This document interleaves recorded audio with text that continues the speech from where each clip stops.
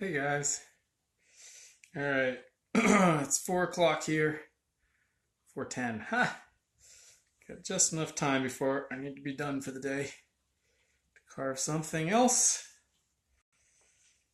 And I'm just dropping the sloyd before I start because it's been a couple spoons since I've done anything to it. uh, an edge that is not what it could be sort of creeps up on you. And it's hard to keep in mind what's acceptable and what's not after a little bit. So I'm going nice and slow with this, but I'm using a fair amount of pressure and I'm making sure my form is really good. Okay, good.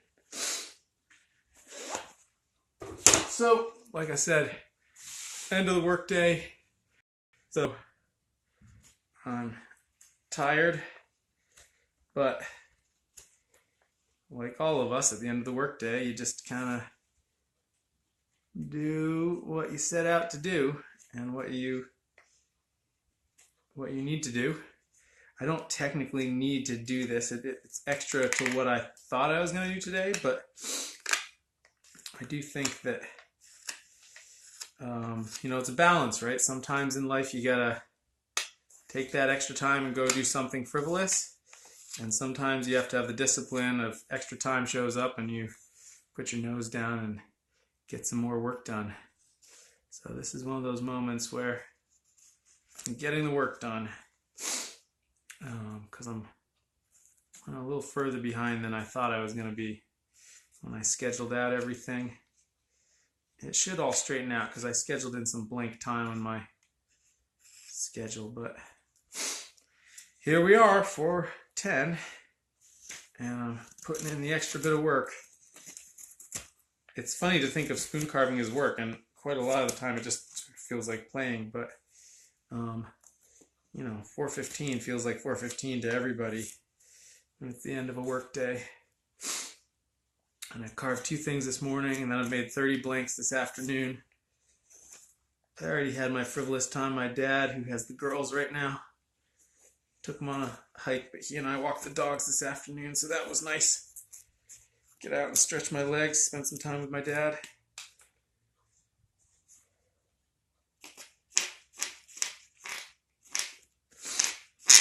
But I do think, we all have that capability of putting in the hard work.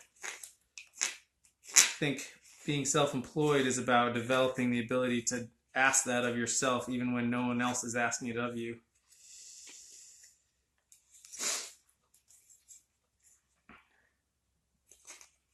If anyone has any questions as to what I'm doing, I'm all ears. Otherwise, I'll just keep rambling. I'm not sure if you want to hear that or not.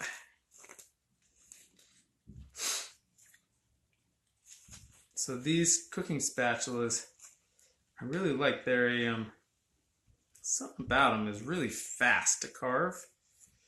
They just sort of, everything resolves quickly.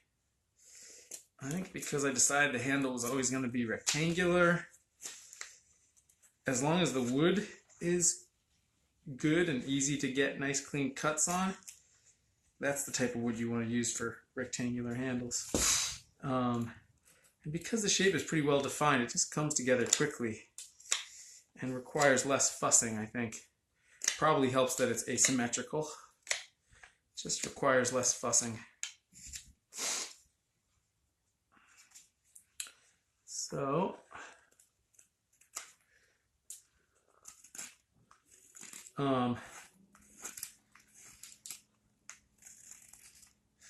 they say be careful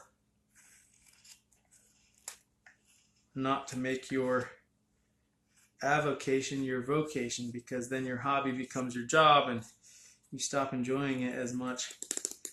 I'm not sure I agree. I feel like there's going to be times that you're tired, and there's going to be parts of each process that you'd rather not have to do. And that's true no matter what you do. But, so then I just have different hobbies, right? Like I don't carve well, I do carve on the weekend, but I don't like carve just for the hell of it anymore, although I do play with the weekend specials. But that just means I have different hobbies. I have other things that I do that are the fun hobby that I do. It just means that I get to do this thing that I enjoy as the rest of the week. So I don't know if I believe that whole thing. I think the idea of not doing your hobby for a job because it'll ruin the thing that you love about it is, I think that speaks more to how do you go about turning it into a job, right? There are lots of ways to take something that you love and in scaling it up, you sort of miss the mark and lose the thing that you love about it in the first place. I think that's very real. But I think if you're thoughtful about it, that's not definitely going to happen. Are there ways that I could carve spoons or go about this process that would, make it something I didn't enjoy? Sure. But that's on me, So, one of the other things I've been focusing on lately is just how thin a piece of wood you really need to get the right amount of crank and the right thickness, because it's not just about how much crank. Obviously, the more crank, the thicker piece of wood you need to start with, but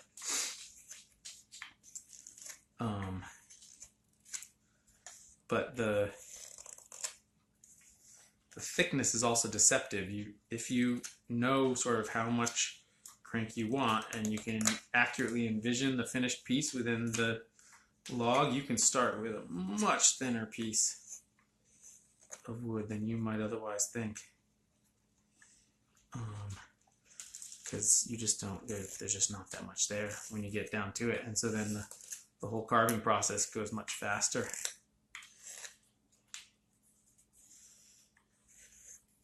One of the nice things with starting out with stropping is that any surface that I create that is down to what I would consider the finished dimensions is a good enough quality finish that I can just leave it. And so that means that I don't have to go back to it, which speeds up the whole process again. And then because I'm going fast, the wood is remaining nice and soft. I don't have any areas that are getting that surface hardness that comes from the wood drying out, So before you know it, I've completed a spoon. And it's because all of those factors are coming in together. It's the design, it's how sharp your knife is, it's how much wood you start with, it's how much you can envision. So like that handle is exactly the way I want it. So now this top and bottom face, they're nice clean faces at this point. Just a little bit of cleaning up there. And I will just leave those. I will adjust the outline, but I won't adjust this side at all. Okay, so now we just redraw it. And as you can see, it just doesn't take very long. When all those factors come together, it just, everything speeds up. Okay, good, good, that's good, that's good. Okay. Now, just tilt this, lower this down just a smidge.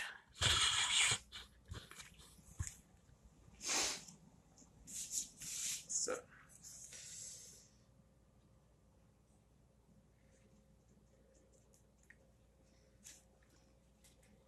because I tend to put the pencil line just outside of the line I want to keep, when I'm going around cutting, I want to go right up to that pencil line, if not just shy of obliterate it.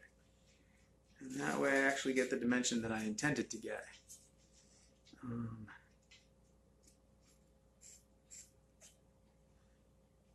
Which is important. If I leave the entire width of the pencil line, I'm actually going to keep it slightly bigger than I intended.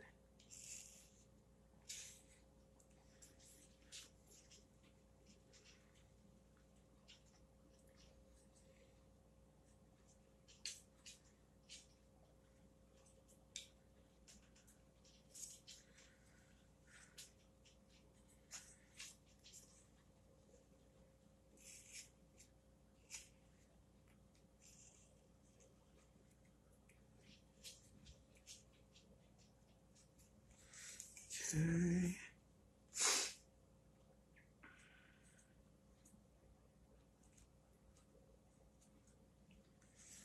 So you can see how quickly, by making the deliberate cuts, I now have basically finished surfaces all around.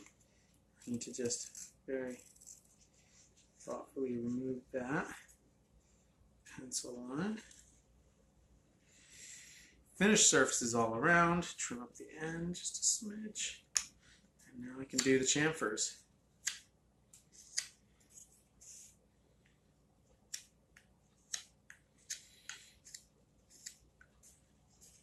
Coming up with a design that both works extremely well in the kitchen or whatever its function is, and is extremely fast to carve because of these different factors that I was just describing, is so valuable, because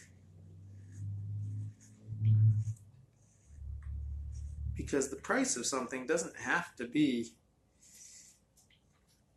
dictated by your time, right? If the price of something is dictated by your time, say time and materials, which is how a lot of people do it, then you end up underpricing things that are really great designs but just don't take very long to make.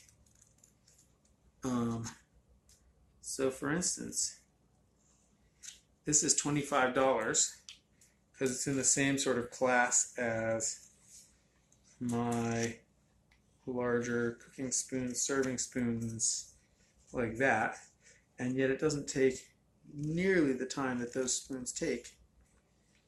Now you could look at that in one of two ways. You could look at it and say, well, then clearly you should be charging more for those other things. Or you could look at it and say, well, isn't that fantastic that that you have this one product that just is very efficient to make. And that's the way I choose to look at it.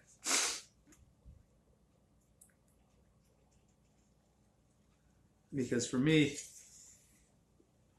pricing on things is strictly reactionary. I'll put a price on it to start, and then from there it just goes up or sometimes down as I see fit to help drive demand largely. Either up or down, right? There we go. There we go. But you'll see that a lot of my spoons, I have made deliberate choices to keep the process of making them as simple as possible.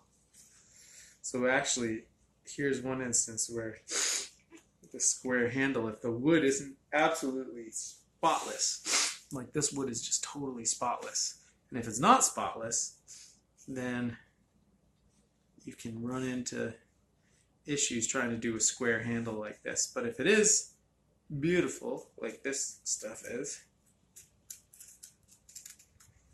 then sometimes a more geometric handle shape like this can really pay off because it's just faster, a lot faster. Okay.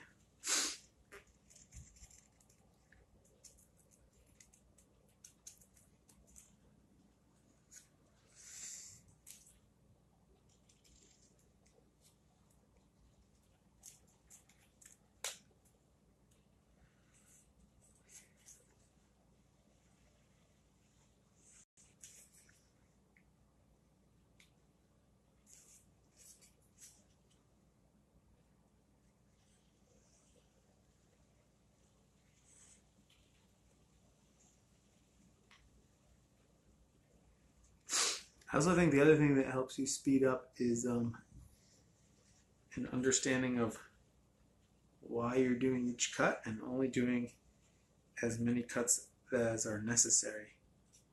Right? If I can do one cut with one pull of the knife that you're doing with 3 pulls of the knife, then that process, that part of the process is going to be 3 times faster for me.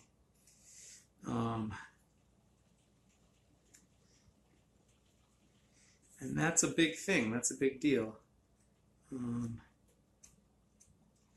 Okay. Good. Good. We'll do the handle. So for instance, each of the cuts I do is that certain way. Looks like it's just the neighbors.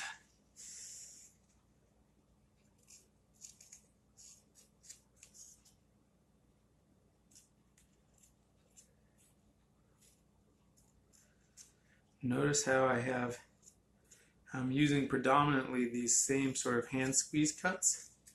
I have a theory about this that I'm going to go into tomorrow on my podcast. If you don't listen to my podcast, you're missing out because a lot of it has specifically to do with spoon carving. And if you're watching this, you must be into spoon carving. Okay. Now the bowl. So I've been at it 20 minutes. And all I need to do is the bowl and give it a burnish. I suspect this is going to be a 30-minute spoon here. Toss in 5 minutes for making the blank. 35 minutes on the nose.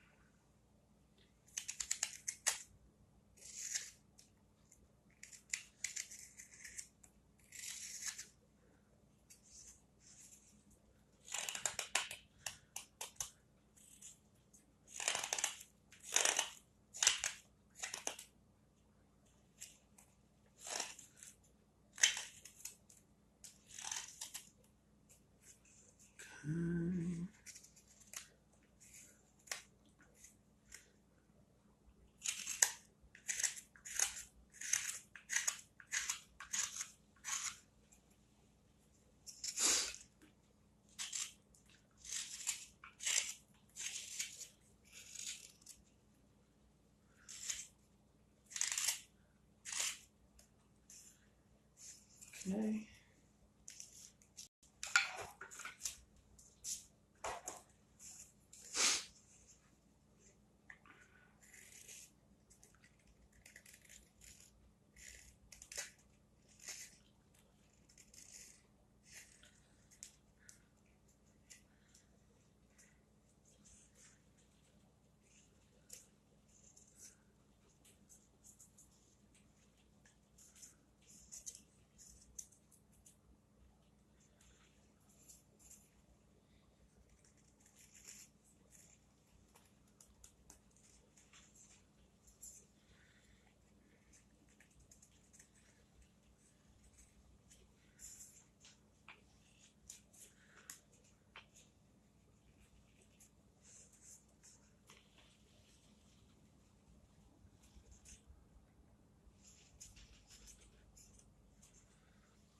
Okay.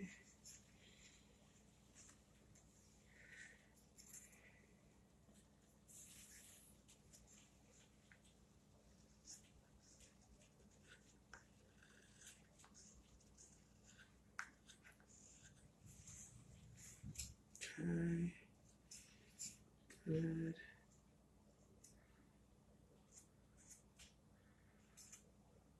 Good. Good, good, good. As you can see, it's all about looking at it from different angles.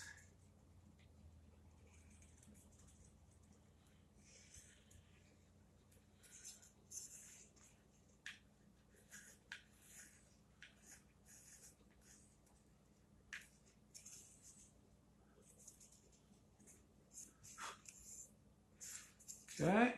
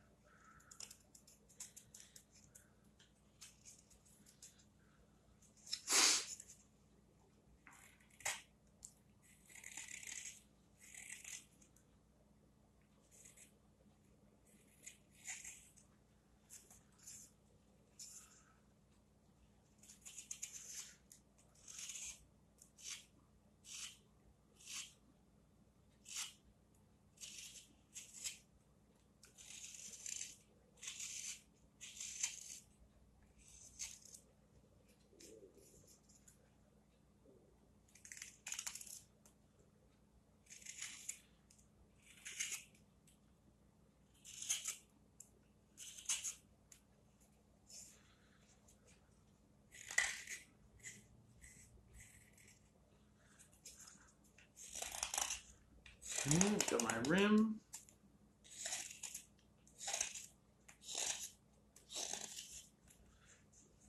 Now, something like this, I want to make it have some depth, but it doesn't need a super ton of depth. It's more important that it be strong. Otherwise, what's the point in having that handle be so strong? So, I want to maintain a certain strength within the bowl.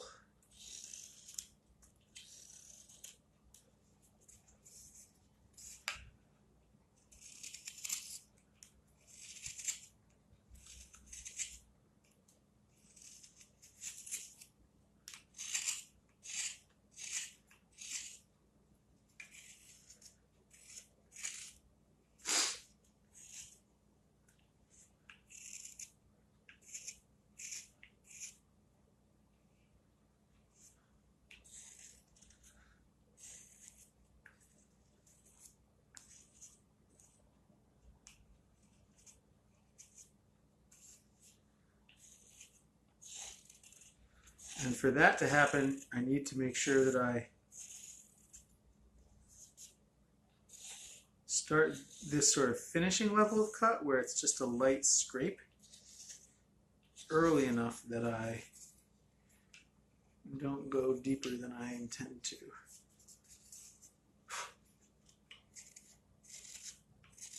Because if I wait until I think I'm at finished depth and then start doing my finishing cuts, I'm going to go deeper than I want.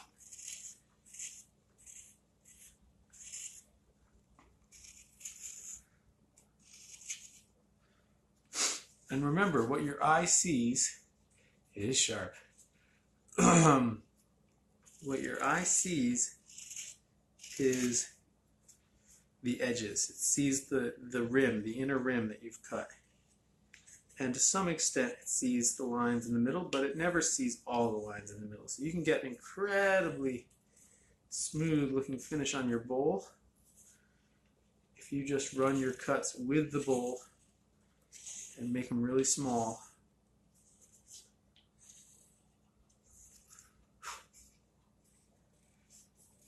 There we have it. All right, just going to do a little micro chamfer around the inner rim.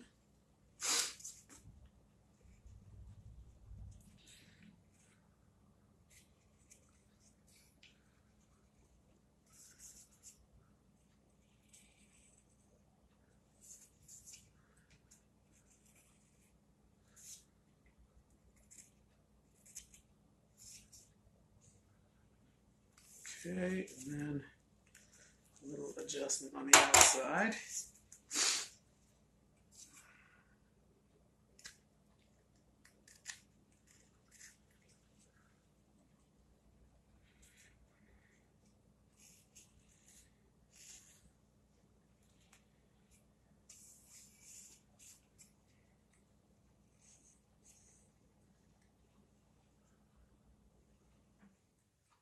Okay, a little microchamfer around this rim.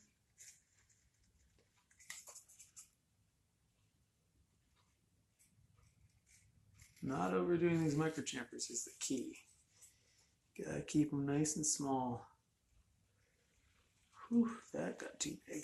It's okay. There we go.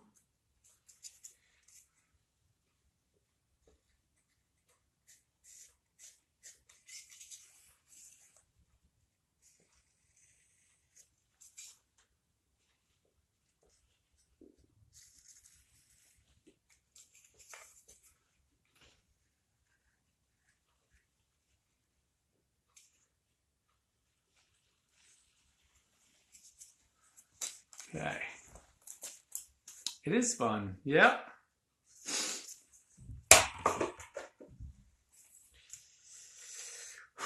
So, there is finished spoon. You can see I'm gonna crank. This is my cooking spatula. And I'm just gonna burnish it. Hi, Brian.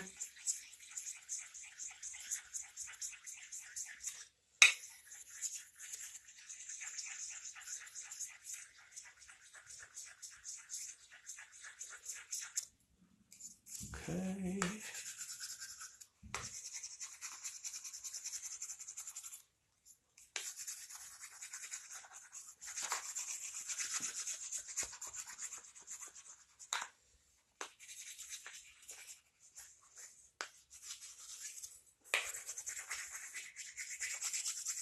Notice how I'm supporting it on my knee to do this.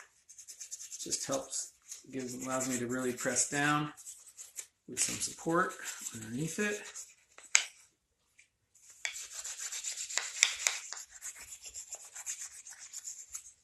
In all the different corners.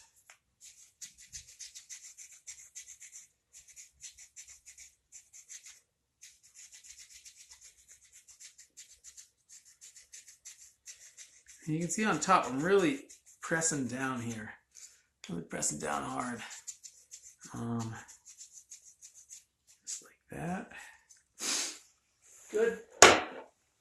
Now the broom corn. It's not sandpaper, it's a porcelain burnisher tool. And it doesn't abrade like sandpaper, instead it polishes. So combine it with the very sharp, clean finish left by the very sharp knives. And you end up with a very smooth yet slightly faceted spoon. All right, I'm gonna bring you guys over to the stove. Hi, Sherry. How do I know when to stop or that I've overdone it? Just by overdoing it once or twice. That's Andrea, right? The Northwoods Hill Farmers. At one point I was like, well, I wonder what would happen if I burnished for forever. And what ends up happening, here, I'm gonna have this over the stove. What ends up happening is, there we go,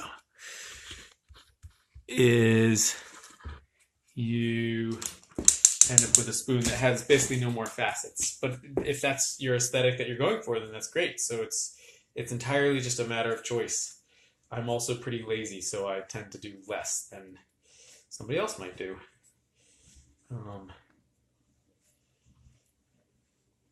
And impatient.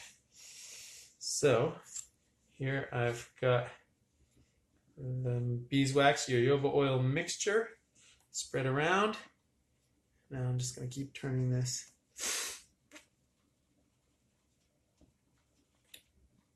This is beeswax and jojoba oil or jojoba oil mixture. 2 parts oil to 1 part wax. I use it I also use this as lip balm. And by heating it up is really the key. And you want to keep spreading it around so that there's no dry areas as you're heating up. But heating it up hardens the wood as well, which I think makes a big difference in the durability of something, particularly something like this that's going to get scraped on the tip. So you'll see I'll do less on the handle. I'll really concentrate on getting the bowl. Originally I was doing it as a way of drying out wood when I was carving wood that was a little too wet. I would sort of, you could see the moisture bubble out of it and the wax would soak in place of the moisture. But now that I'm pickier about the wood, it's more about hardening than anything else. Bear with me while I get a rag.